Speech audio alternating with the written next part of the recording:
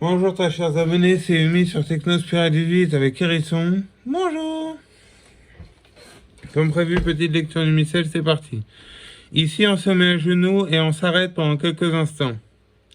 Aussitôt, le voile du temple se déchira en deux, depuis le haut jusqu'en bas. La terre trembla, les pierres se fendirent, les sépulcres s'ouvrirent. Les corps de plusieurs saints qui dormaient dans leurs tombeaux se relèvent et en sortirent. Après la résurrection de Jésus, ils virent dans la ville sainte et apparurent à plusieurs.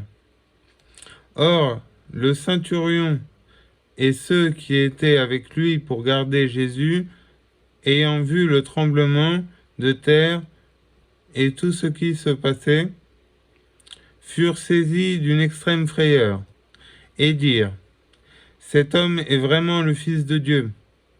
Il y avait aussi, à quelque distance, plusieurs femmes qui, de la Galilée, avaient suivi Jésus pour le servir.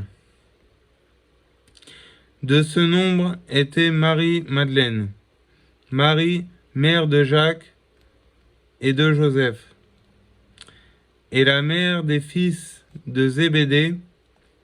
Vers le soir, un homme riche d'Arimathie, nommé Joseph, qui est aussi disciple de Jésus, alla trouver Pilate et lui demanda le corps de Jésus. Pilate commanda qu'on lui donnât. Joseph, ayant pris le corps, l'enveloppa d'un linceul blanc et le mit dans un sépulcre neuf lui appartenant, qu'il avait fait tailler dans le roc, et ayant roulé une grande pierre à l'entrée du sépulcre, il s'en alla. Mais Marie-Madeleine et l'autre Marie demeurent assises près du sépulcre. Le lendemain, jour du sabbat, les princes des prêtres et les pharisiens, s'étant assemblés, vinrent trouver